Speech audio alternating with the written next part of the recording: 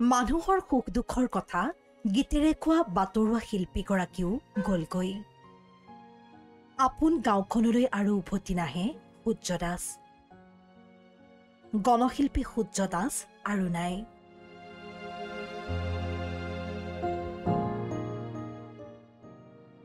Morigaon civil হাস্পতালত শেষ নিশ্বাস ত্যাগ কৰে শিল্পীগৰাকীয়ে। শিল্পীগৰাকীৰ বিয়োগত শোকস্তব্ধ অগণন গুণমুগ্ধ। মইতো পিতৃক হেৰালো, মোৰ পৃথিৱীখন আন্ধাৰ হৈ গ'ল। অসমবাসী অশেষ মৰম দিলে দেউতাক, আমি চিৰকৃতজ্ঞ। আৰু দেউতাই আচলতে যিখিনি পাব লাগিছিল সময়মতে নাপালে, সেইটো এটা আক্ষেপ লৈ গ'ল দেউতাই। এটা যুগৰ অৱসান। মাটি আৰু মানুহৰ গীত গাই হেজাৰ হেজাৰ গুণমুগ্ধক মোহিত কৰা গণশিল্পী সূৰ্য দাস আৰু নাই। যোৱা 4 দিন ধৰি মৰিগাঁৱৰ ধৰমটোলত থকা শিল্পীগৰাকীয়ে আজি পুৱাই স্নানাগাৰত পিছল খাই অচেতন হৈ পৰিছিল। জানিব পৰা মতে ষ্ট্ৰকত আক্ৰান্ত হৈছিল তেওঁ। তাৰ পাছতে তেওঁক ততাতৈয়াকৈ মৰিগাঁও চিভিল হাস্পতালত ভৰ্তি কৰোৱা হয় আৰু তাতেই তেওঁ শেষ নিশ্বাস ত্যাগ কৰে। লগে লগে শোকস্তব্ধ ৰাজ্যবাসী। মুখ্যমন্ত্ৰী ডক্টৰ হিমন্ত বিশ্ব শৰ্মা, প্ৰাক্তন মুখ্যমন্ত্ৰী সৰ্বানন্দ সোণোৱালকে ধৰি অজস্ৰজনৰ শোক প্ৰকাশ।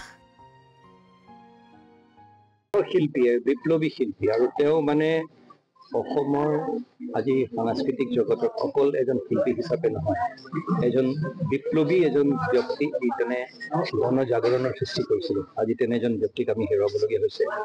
আজি অকল শিল্পী জগতৰ বাবে নহয়, অসমৰ বাবে, গোটেই অসমখনৰ বাবে এটা অত্যন্ত দুখৰ দিন। আজি এই গণশিল্পীজনক এটা বৈপ্লৱিক গীত কেইটামান গীতেৰে অসমক মৰ্মাহত কৰি তুলিছিল। আজি চিঞৰ বিৰাই ল'লে। তাৰ কাৰণে মৰিগাঁও জিলাবাসী ৰাইজ আৰু মৰিগাঁও বিশিষ্ট ব্যক্তিসকল, সংগঠনসমূহ আহি তেখেতৰ ওচৰত সমবেত জ্ঞাপন কৰিছে আৰু আত্মাৰ সদ্গতিৰ কাৰণে কামনা কৰিছে।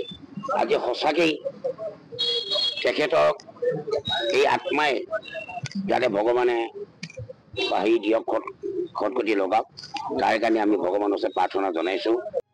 মানুহ দেখিছো আজি বহুত মানুহ। এই গীতেৰে এসময়ত খলকনি তুলিছিল তেওঁ। প্ৰখ্যাত শিল্পীগৰাকীৰ বলিষ্ঠ কণ্ঠৰ সামাজিক বাৰ্তাবাহক গীতবোৰে 80ৰ দশকত অসমৰ আকাশ বতাহ কঁপাই তুলিছিল। সমাজ জীৱনত আজিও প্ৰাসংগিক হৈ আছে তেওঁৰ গীতবোৰ। জাতীয়তাবাদী ভাৱধাৰাৰে উদ্বুদ্ধ সূৰ্য দাস আছিল অসম আৰু অসমীয়াক অন্তৰেৰে ভালপোৱা এজন শিল্পী। গণশিল্পীগৰাকীৰ নিজৰ ভাষাতেই তেওঁ এগৰাকী বাতৰুৱা শিল্পী। তেওঁ কৈ গৈছে, আমি বাতৰুৱা শিল্পী, আমি তলৌগুটি শিল্পী নহয়, আমি মানুহৰ সুখ দুখ গীতেৰে প্ৰকাশ কৰোঁ। এই মহান সংগীত পূজাৰীগৰাকীৰ মৃত্যুত অসমৰ লগতে জন্মভূমি কামপুৰ অঞ্চলতো শোকৰ ছাঁ। তেখেত জনতাৰ শিল্পী আছিলে আৰু তেখেতে এতিয়ালৈকে এই মৃত্যুৰ সময়লৈকে তেখেতে ৰাইজৰ হকে কৰ্ম কৰি গ'ল। আৰু আমি ছাত্ৰ সন্থাৰ পৰিয়ালবৰ্গ এজন অভিভাৱক হেৰুৱালো। তেখেতে আমাক সদায় অভিভাৱকত্ব প্ৰদান কৰি আহিছিল। আমি এইখিনি সময়ত দুখত আমি ভাগি পৰিছোঁ, কাৰণ এগৰাকী গণশিল্পী, যিগৰাকী প্ৰত্যেক সময়ত আমি ছাত্ৰ সন্থাই আমি তেখেতক পিতৃ হিচাপে মানি আহিছিলোঁ। প্ৰত্যেক সময়ত আমাক তেখেতে সুদিহা প্ৰকাশ কৰাইছিল। বিপ্লৱী সত্তাটোক শেহতীয়াকৈ অসমৰ জনজীৱনলৈ লৈ যোৱা আৰু অসম আন্দোলনৰ কালৰে পৰা অসমৰ জনসংস্কৃতি বিকাশৰ কাৰণে কাম কৰা গীতৰ জৰিয়তে শ্ৰদ্ধাৰ সূৰ্য দাস ডাঙৰীয়াক মই অসম সাহিত্য সভাৰ তৰফৰ পৰা শ্ৰদ্ধাঞ্জলি জ্ঞাপন কৰিছোঁ। 1940 চনত কামপুৰৰ তেতেলীখৰা গাঁৱত জন্মগ্ৰহণ কৰিছিল বিশিষ্ট সংগীত শিল্পীগৰাকীয়ে। তেওঁৰ পিতৃৰ নাম আছিল জীউৰাম দাস আৰু মাতৃ পুনেশ্বৰী দাস। শিক্ষাৰ সমান্তৰালকৈ গীতমাতৰ স্পৃহাৰ তাৰণাত সেই সময়ৰ নগাঁৱৰ সুশীল বেনাৰ্জী, তাৰিকুদ্দিন আহমেদ, বিবেকানন্দ ভট্টাচাৰ্য আদি লোকসকলৰ ওচৰত সংগীতৰ আদিপাঠ গ্ৰহণ কৰিছিল।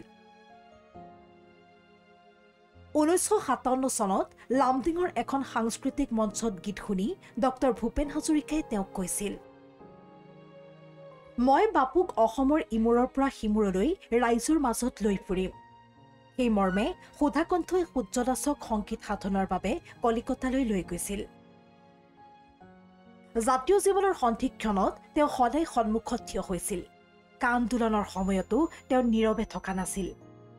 দুধনৈত স্বাধীনতা দিৱসৰ কাৰ্যসূচীত ৰাভা হাছং স্বায়ত্তশাসিত পৰিষদৰ ৰাজেন পাম সোঁৱৰণী শিল্পী বঁটা গ্ৰহণ কৰি জাতিটোক একত্ৰিত হ'বলৈও আহ্বান জনাইছিল।